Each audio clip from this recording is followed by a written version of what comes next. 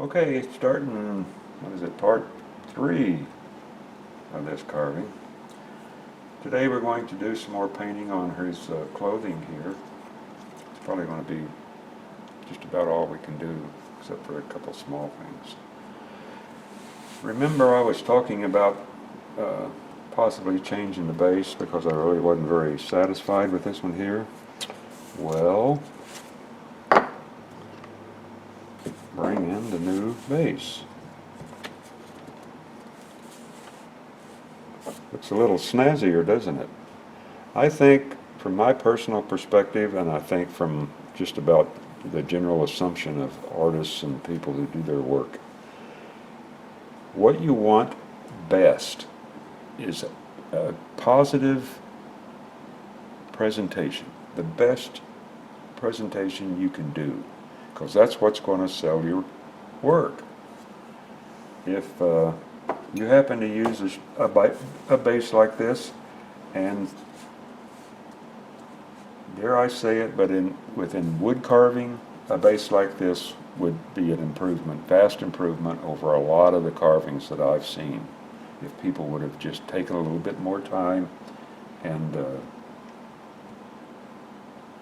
put their carving on a base. It's just like framing a picture. This one's a little fancier. I like to make my carvings to where they can't be set on some knick-knack shelf. You know, I like them to occupy the space that I think they deserve. It's the old elephant in the room theory. When I competed up at the Dayton show, or any show really, my carvings generally were about this tall, 15 to 20 inches. And when I would take my carving in and set it down on the counter along with all the others, guess which one the judge saw first? First impressions are the best impressions. That's why you got to make it look good, the best you can possibly make it, and not necessarily as the biggest thing, but I just happen to do large carvings compared to a lot of people. So anyway, this is a much better base. It's a walnut base. I always make my bases out of hardwood, walnut or oak or something like that, not pine or, you know, a softwood. Those types of wood just do not accept stain. Walnut accepts stain very well, makes it a real dark piece. You can see how that is so much darker without any stain on it at all. When you stain a piece of softwood, it's going to be blotchy unless you treat it ahead of time with a pre-stain. And the pre-stain seals the wood, and you don't get the same result from a stain as you would if you were able to put the stain directly on the wood like you can with walnut or oak. Anyway, with this one, it raises the piece up higher. It also gives me down here along the bottom, this is where the name tag will go. I routed an edge around here, which will has the same profile as the name tag. That's going to go down here and look pretty snazzy. And this is going to be so dark, and all these colors are going to pop. It's going to be a real nice looking piece. Okay? That's important. To me, I think that's one of the most important things about selling pieces is do the best you can to make it look the best it can be. All right? So I'm going to take this off of here. Like that. Now here, I didn't have any thick walnut, so I glued two pieces together. As you can see the seam right here. That won't even hardly show once it's varnished. And there's a couple screws up through the bottom to hold this second piece on. So, it looks pretty nice. So we'll set that over there, take the head off here. These feathers, they're all dry. I think I'll paint these things right off the bat. So with these, I'm going to use a little antique gold.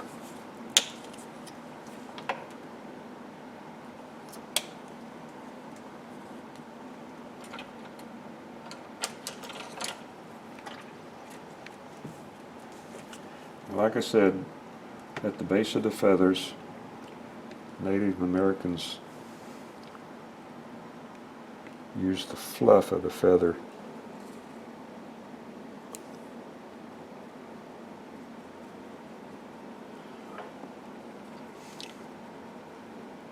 to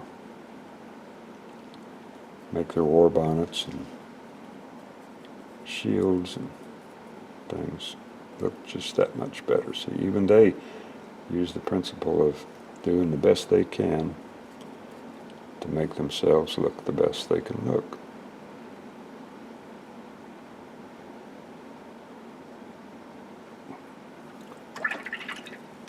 So I'll use my hair dryer here to speed things along a little.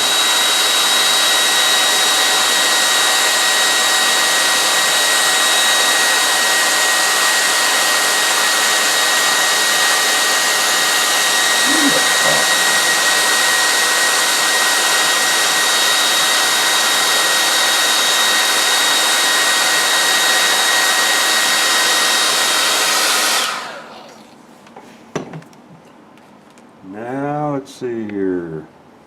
I'm going to try something a little different. Normally I start off with red down here. This time I think I'm going to start off with blue. Use my old favorite color here, blue.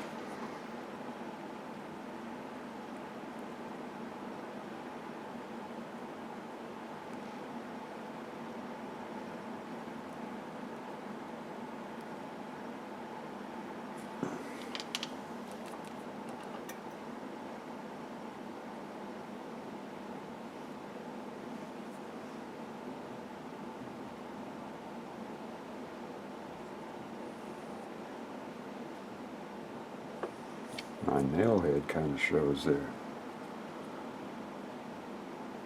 Don't want that.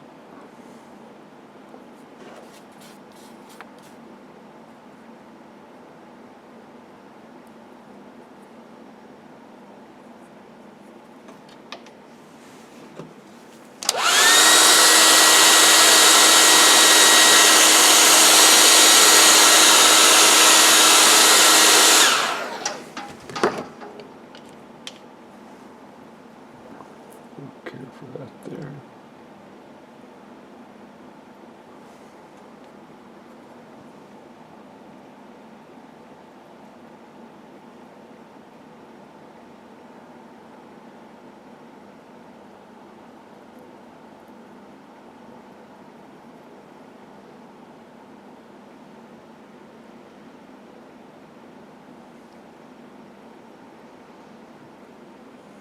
That's good.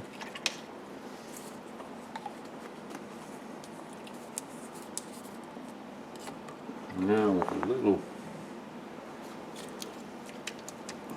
bright yellow,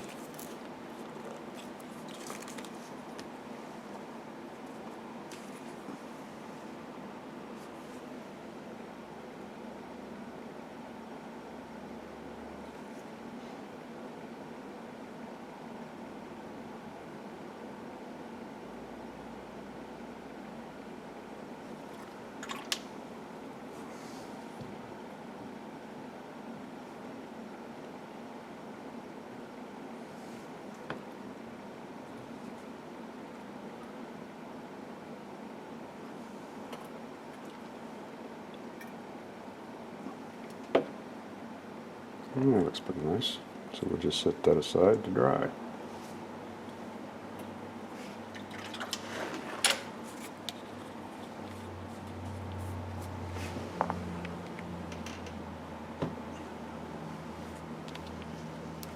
Okay, now, get these things off of here.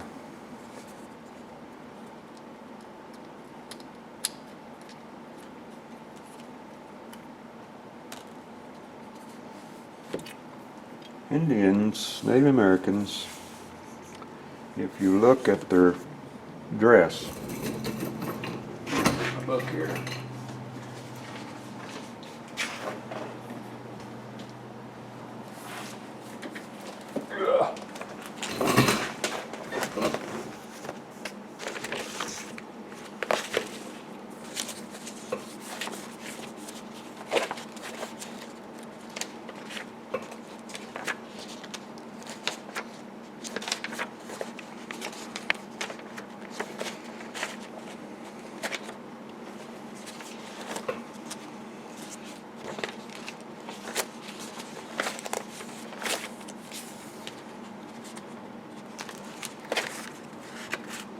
You can see how they paint their clothing, put designs on their clothing. It's a pretty standard practice.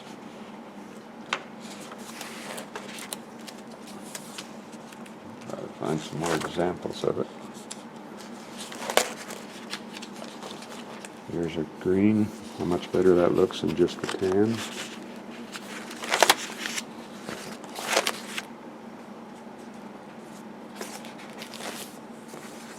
There's a bust, won't be much in here.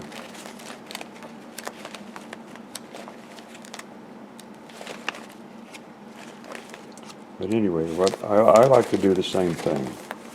I'm always on the lookout for the opportunity to make my pieces a little more distinctive. Wouldn't you know, trying to look for it. There's even on the women's clothing they do the same thing. So that's what we're going to do.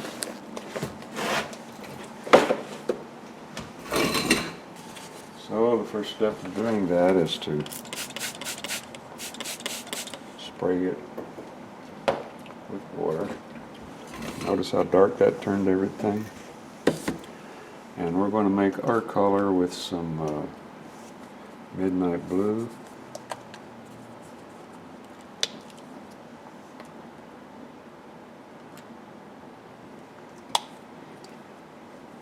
Pretty well finished with that, I think.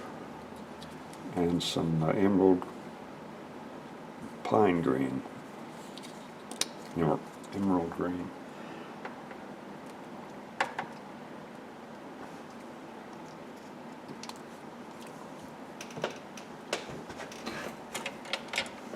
Give me a nice brush here to start this.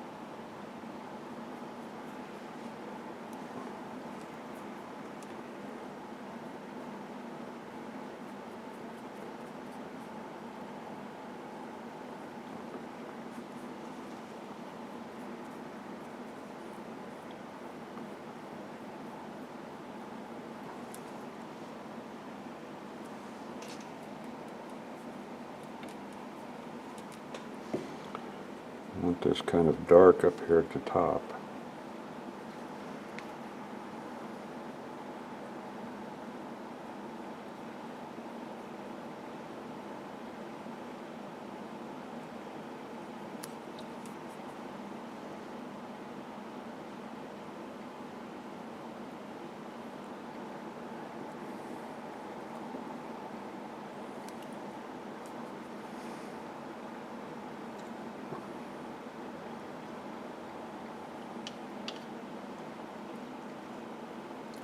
And down here at the bottom, I want it to just kind of bleed out to where it's the same color as the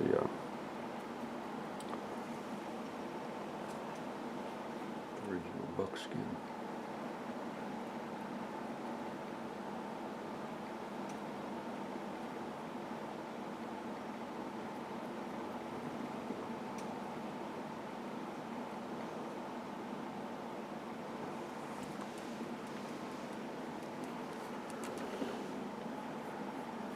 And you're probably thinking to yourself, boy, he sure does waste a lot of paint. Yes, yes I do.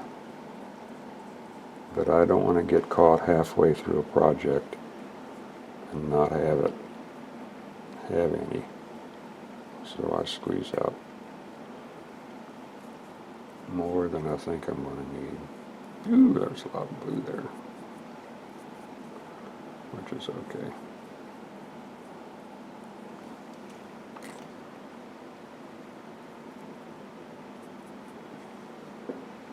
There, that looks good. Okay. Running out of space here with all this stuff.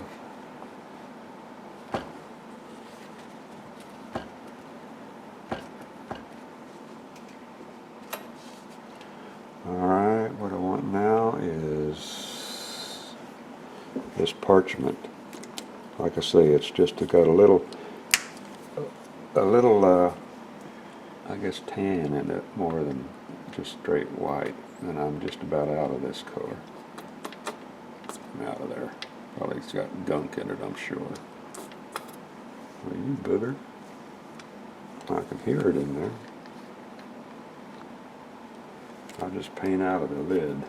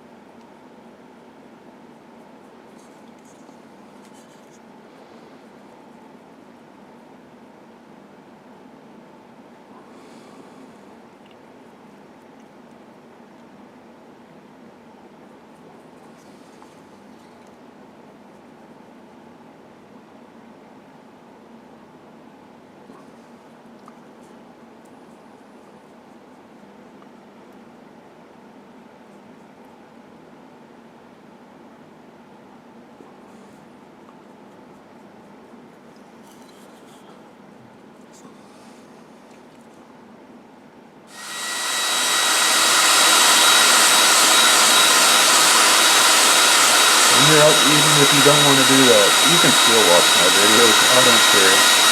It's just sort of a favor that I have to double coat this. White is a color you'd think that it's not transparent, but it is. So you have to allow for that if you want to.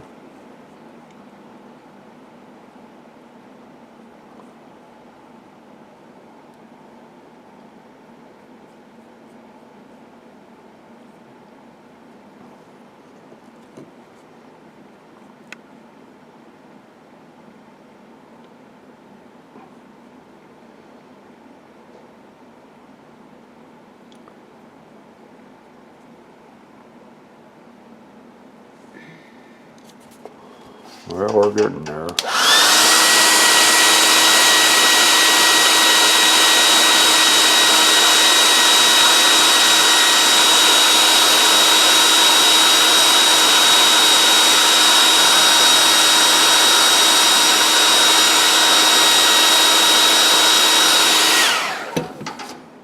one more. One more ought to do it.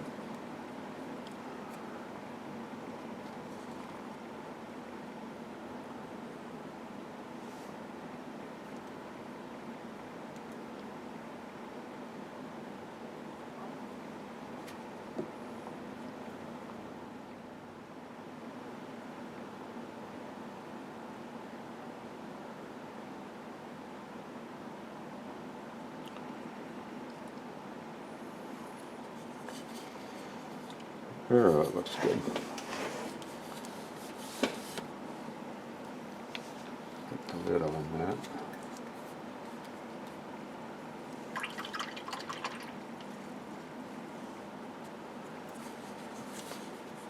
And I've got my yellow here, so what I'm going to do here is just go ahead,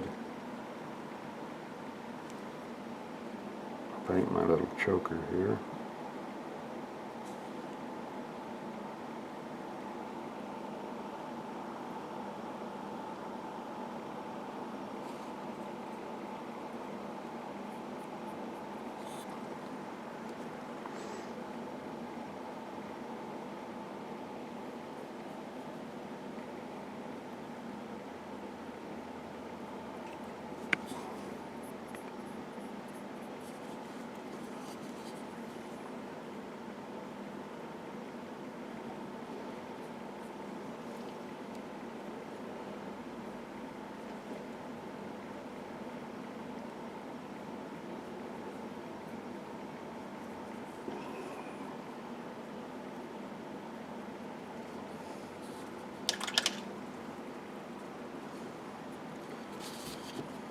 The lid on there too quick.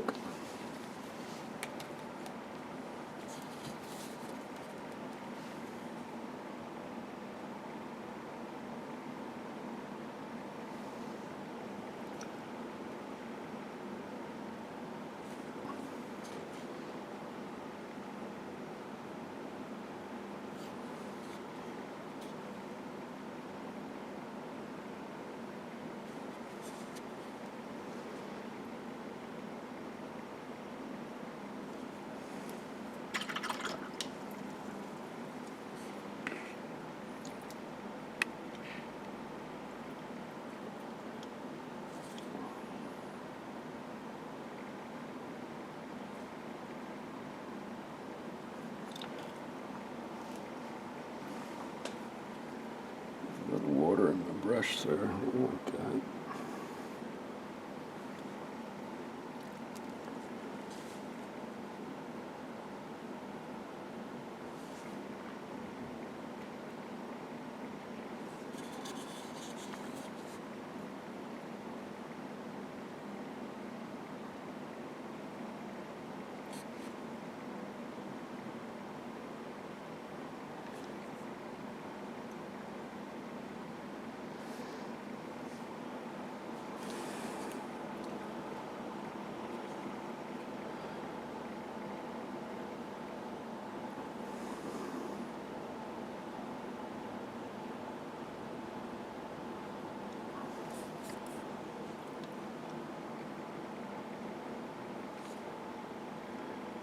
I'm trying to blend these two colors together.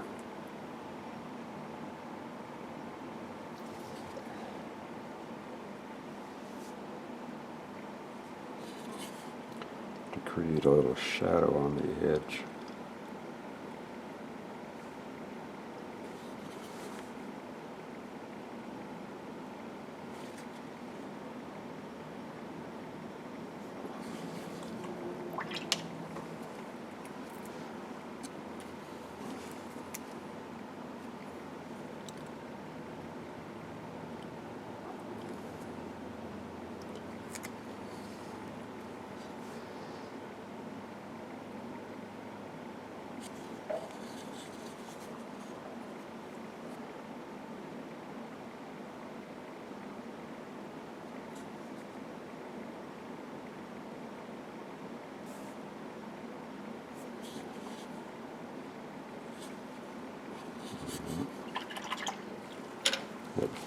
Let me dry this, let Judy rest her arm a bit.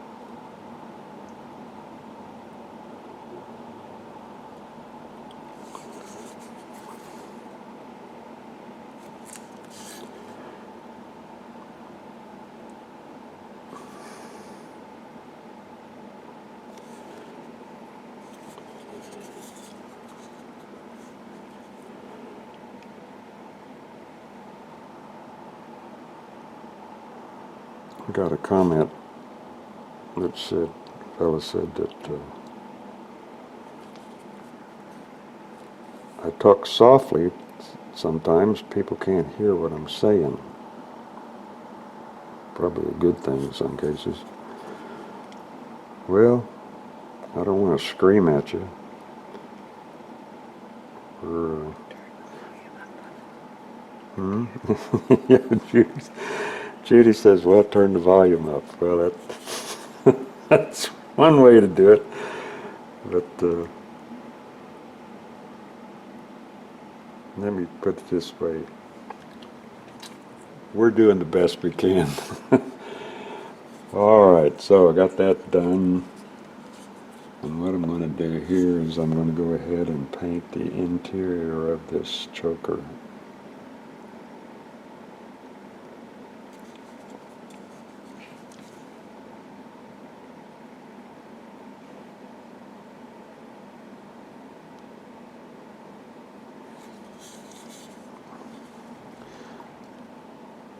I have to get a dinky brush to get back in that lower corner there.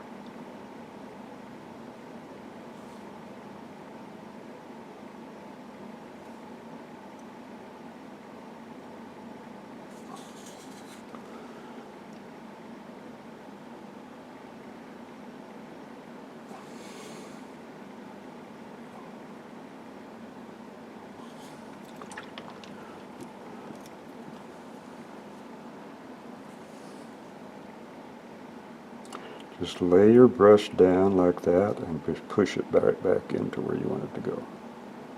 Just like that. Works every time.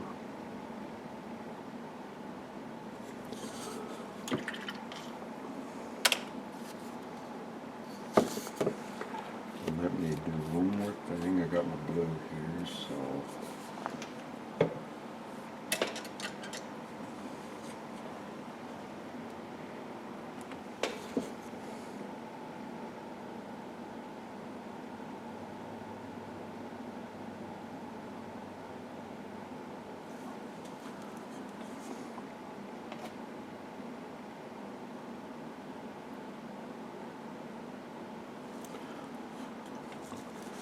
again, when you're doing these little things like this is where that point on the end of your brush comes in handy.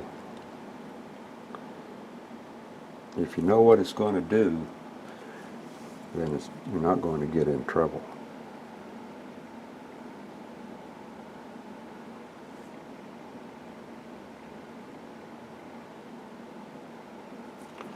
And it looks like I'm going to have to do the same thing here.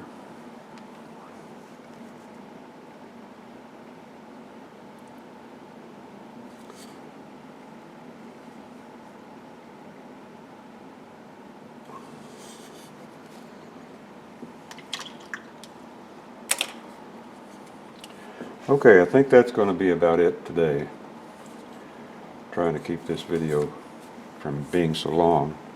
So, until the next time when we finish these other things up, I have thought I'm going to try to do a little extra design here on the front of his little pouch that he's carrying. Put some beading here in this area here. That'll make it look that much more spiffy. So anyway, until the next time, I'll talk to you later.